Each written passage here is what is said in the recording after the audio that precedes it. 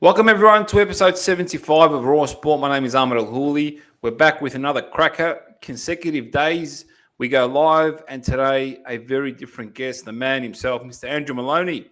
Mr. Moloney, welcome back, mate. How are you? Ahmed, thanks for having me on, mate. I'm good. I'm excited. Finally back in the ring this weekend. So feels good to be back in fight week and back doing what I love. Absolutely, mate. I mean, I'm sure everyone's ecstatic to have you back. Let's get into it. There's a lot to talk about. After such an emotional retirement announcement, what's inspired you to step back into the ring, mate? One thing and one thing only, and that's to be world champion. I did toss up the possibility of calling it a day after that last fight.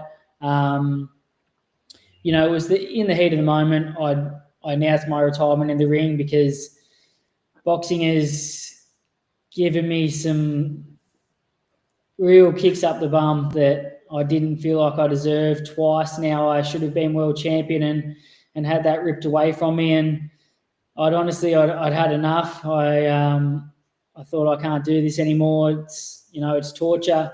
And I was ready to walk away.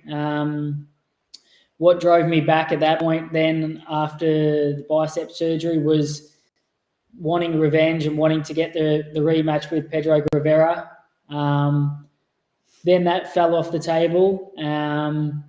But I still felt that I'm not satisfied with everything I've achieved in my career yet. I've given my life to this sport for over 20 years, and I just feel like I should have been world champion. I had a world title once, but I should have been world champion multiple times now. And I want to be able to look back at my career and be proud of what I achieved. And so far, that's not the case. I feel like there's more I need to achieve, and I need to get my hands on another world title before it's all said and done. And that's my goal now, is to become world champion again. And I'm hoping that can happen in 2025.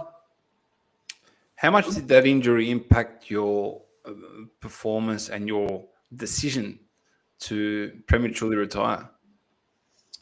Yeah, well, in terms of the performance, I could throw my left hand as a jab. I could throw it straight, but I couldn't throw any hooks or body rips, which is my best punch if I'm being honest. So yeah, it definitely hindered my performance, but I still felt like I did what I had to on the night to deserve the victory.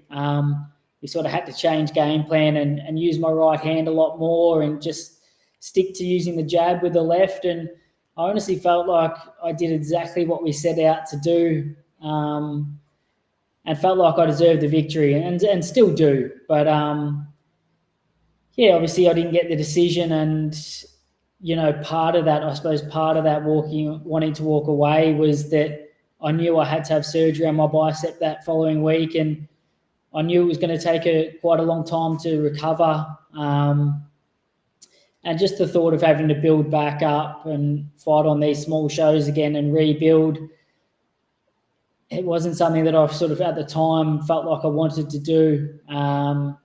Because to be honest, I only want to be in this sport if I can compete at the top level. If I'm fighting for world titles and on the big stage, it's worth it. But when you're in this game, fighting on small shows for hardly any money, it's a very, very hard way to make a living. It's a brutal sport. It requires 100% dedication and so much from you. And I didn't want to go through that rebuilding phase, but I feel like this is the last roll of the dice. I'm going to rebuild one more time, and I'm hoping that a win in this fight this weekend will push me up the rankings and possibly into an eliminator with the IBF next year, or even just getting a crack at the champion straight away. And the champion, those two, that's a vacant belt at the moment. There's two Mexicans fighting for that title this weekend. And I've watched footage of both guys, and I truly believe that I have what it takes to beat either one of those guys. So I really hope that I can get my hands on the winner of that fight, and very confident I can become IBF world champion next year. What's changed in your mindset or in your personal life that's motivated this comeback? What gave you that buzz again? I suppose just having a lot of time to think and reflect on my career, and I feel like I should be a three-time world champion at the moment, and should be regarded. My career should be regarded a lot higher than what it is. I feel like I've been on the end of some bad decisions that have really affected some big fights for me and some big moments in my career, and would have changed my life a lot had those decisions gone my way. And I feel like there's much more to achieve, and that's the drive now, is to become world champion again, to build my name here in Australia, hopefully defend that world title here in Australia, and finish my career the way off. I feel like I should have had the opportunity to do so already, but really, there's still much more things I want to achieve in my career, and I need to knock those things off before I call it a day. Reflecting on your fight with Pedro Guevara, what would you say is the biggest lessons that you took away from that performance? Or from the fight? No, there's a lot, but I mean the main one is every single time I enter the ring, I leave everything I have in the ring. I give it everything I've got. But in this fight, because of the arm injury, and we felt honestly like I was winning. My corner felt like I was winning probably 10 rounds to 2 at the end of the night, and they were sort of instructing me that just keep doing what you're doing. You don't need to change anything. You're winning the fight, and that's how it felt for me as well in the ring. But to finish the fight and probably still have more in the tank made it more difficult when I didn't get the result, because I know I could have done more. But we just didn't feel like I needed to, and the arm was already very damaged. So it sort of felt like we didn't need to get sucked into doing anything more than what was already working and winning the fight. But, then when the result didn't go my way, to know that I could have done more made it a lot harder for me to take. So I suppose now, even if I feel like I'm winning the fight, I need to just take away all doubt and just keep pushing and just totally dominate or knock out my opponent to make sure that I get the victory. Andrew, did you guys underestimate the damage that you had in your arm and the impact it would have on the actual fight? No, not at all. I knew that it was very damaged. It was about 80% torn off at that point leading into the fight. And we knew that it was going to completely tear off probably early on in the fight, and I think it probably did in round 1, I believe. But in training for that last week, I knew I could still throw my jab, and I actually did another sparring session after the injury first happened, and just used my jab and just mixed up my right hand and sort of changed my game plan a little bit to what I could do with that left arm, and boxed really well in that sparring session, and felt confident that I could go into that fight and use that game plan and still be victorious. And I felt like I did exactly that on the night. But, the result didn't go my way. But, no, we didn't underestimate it. I knew what tools I had, and there was obviously some big strengths taken away from me, but I still felt like I could win that fight with the tools that I still had. Do you believe the emotional aftermath that you went through? Do you believe that was really what sort of pushed you to that retirement? I mean, because now looking back, you've had time to think and go through and process. You found that fire, and you don't look like the type, based off your career, that will just quit. I mean, you and your brother are known for your hard work and your relentless comebacks, I would say. Yeah. Look, I felt like boxing's really given me some big blows over the years that I don't feel like I deserved. I've always felt that hard work pays off, and I do everything I can to prepare, put in the hard work, and that, you know, if you deserve the result, that you should get it. But unfortunately, in boxing, it's not like some of these other sports, like swimming, for example. You touch the wall first, you're the winner. Yeah. You know, sometimes in boxing, you can do everything right, and they still take it away from you. And that's what makes these sports just so brutal and just so hard mentally. And I felt like, after that fight, when they took that win away from me, because you got to remember too that I went into that fight, that week was a difficult week mentally to prepare for that fight with a torn bicep, to still get my head right, to get in the ring. And then there's obviously a bit of stress going into the fight, thinking what could happen. But then for things to go so well and for me to feel like I dominated the fight, I just was in total shock when they announced Guevara as the winner. And as I mentioned, that's the second time now. Those who saw the second Franco fight know what I'm talking about, when I should have been crowned world champion that night as well. And the sport has just given me so many just motivational moments. Yeah, it's bent me over a few times now. And that really, it wears you down. It wears you down, and it's there's been moments where, you know, that side of the sport has sort of taken away my love for the sport. But there's still that burning desire to be world champion and almost to you know, shove one up the sport in a way and get that world title now and finish on a high, and, you know, as a way of getting back what I feel like I deserve. I need to become world champion again so I can feel at peace with myself and be happy with my career. Absolutely. Let's move on to this fight coming up. You're fighting on the 15th of this month on a show in Melbourne. How has your preparation been for this show? Anything different, or just the usual, or take us through basically? Yeah, I mean, a similar preparation to normal. I mean, I'm always in the gym, always trying to improve. It took a while for the bicep to get back to 100%, but now it's perfect. So I've been training for a long time, and I was determined to have a fight before the end of the year. We were trying hard to get that Guevara rematch done. That fell apart.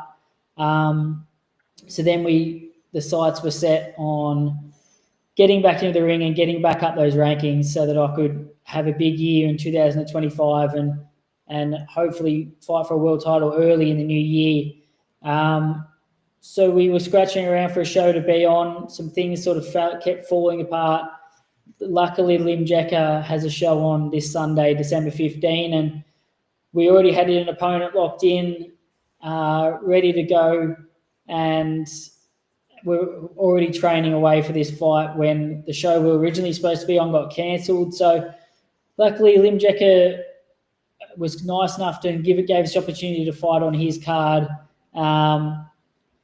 And it gives me the opportunity to finish the year off with a good win, push myself back up the rankings, and hopefully set up the opportunity to fight for a world title early in the new year. So in terms of training camp, as normal, but obviously Aussie Sam Goodman has a huge fight coming up on Christmas Eve against Inoue, so a massive fight. So his team actually asked us to come to the Central Coast, and I did a 2-week camp over there, sparring with Sam, which was perfect for me. He obviously needs those rounds to prepare for his fight, and I obviously needed those rounds to prepare for my fight. So we had some really, really good rounds together, pushed hard, and now it was a great way to finish off my camp.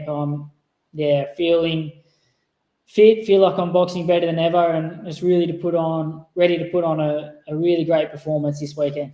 Take us through the path to this next world title attempt and what it means, because many don't really understand the rankings and the way they work. Yeah, I mean, it's a confusing sport for the fans. There's 4 sanctioning bodies, 4 major world titles. The WBO and the IBF quite open at the moment. The WBO title just changed hands a month or two ago. I believe they're having a rematch. So the IBF, I believe, will probably be the fastest route back to a world title, and that belt is currently vacant. Two Mexicans are fighting for that world title this weekend. As I mentioned, both people that I believe I can beat. The rankings are very open at the moment. Number 1 and 2 are vacant. 3 and 4 are fighting for the belt.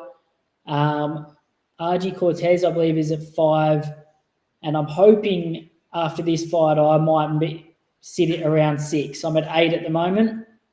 So I'm hoping that if I can't get the winner of this world title straight away, then maybe we'll look at having an eliminator, most likely probably against RG Cortez, hopefully early in the new year. And then hopefully, obviously that'll be a tough fight against RG, but I have confidence I can win that fight and then fight for the IBF world title, hopefully sometime around mid-year next year, and finally get my hands back on a world title. Sounds very positive and very objective. So hopefully, absolutely, things work out for you. You're victorious on the 15th, and you're able to push forward and get that title rematch and end on a very, very high. Before we wrap things up, I want to ask you a bit about the boxing community and fans. I mean, it was a very emotional time in your last fight in May. How did the boxing community reach out to you? Were they there? Yeah, it was probably a mixed reaction. I had people who understand boxing and understand the sport and understand what I've been put through the last few years, say to me, well done for, standing up for yourself and speaking the truth. And then I had people who don't understand the sport and, think that I spat my dummy and, I was a bad sport and whatever, I lost the fight or whatever, and just kicked up a stink. But, people, they don't realise the ins and outs of the sports and how much a loss sets you back. And, what basically, to put it, in a normal person's work life, for me, it feels like your boss says to you, you do X, Y, Z, and I'll give you a promotion. You'll make 10 times the money what you're making at the moment. Just got to do this. And you go and do exactly those things. And at the end of the day, the boss says, nah, I've decided that I'm going to give the promotion to someone else, even though you did exactly what you were asked of. Now they're going to make 10 times the money than you are. And you think if your boss did that, you'd sit back and say, okay, no problem. No, I think you'd absolutely speak your mind and tell them how you feel. And that's what I did that day. I felt like I didn't get the decision I deserved when I did everything I was asked of. And, of course, I had to let it be felt how I felt on the day. And, maybe I said some things that I probably shouldn't have in hindsight. But at the moment, there was a lot of emotion. This sport's put me through a lot over the years. And, yeah, some things came out. It's all right, mate. We're all humans. It happens to the best of us, internationally, nationally, everywhere. It's fine. Before we wrap things up, 2 things. Do you have a message for your fans as you step back into the ring? And also, where can people watch the fight this week, Sunday, the 15th of December? So you can watch the fight via stream on fightfanatics.com.au. They're the streaming service. They're behind this fight. So if you can't make it to the Melbourne Pavilion and watch it live, that's where you'll catch the fight. In terms of a message, I just really want to say a massive thank you to my team and my sponsors and the fans that have stuck behind me. I know we've been on a bit of a bad run in the recent times, but I really do feel like I can see the light at the end of the tunnel and things are looking very positive for a big year in 2025. So look forward to finishing off the year with a great win this weekend. Massive thank you, as I said, to the people who've stuck behind me, particularly my sponsors who have allowed me to continue chasing this dream and train full time and the chase the dream that's not over yet. There's still so much more to achieve, and I believe we're going to do that in 2025. So thank you for those that are stuck by me. Absolutely, mate. One message from me, mate. I wish you all the best. I've seen you go at this since the amateur days. You've always been a little fighter, and you've never given up. So I wish you all the best. Hopefully, you'll be able to claim that victory back and that title, and you'll sail off into the sunset happily as a world champion. Alrighty? Sounds good. Thanks for your time, Ahmed. I appreciate it. Ladies and gentlemen, Mr. Andrew Moloney, thank you very much for joining us on Raw Sport. Take care, everyone. We'll catch you on the next episode. Take care. Thanks, mate.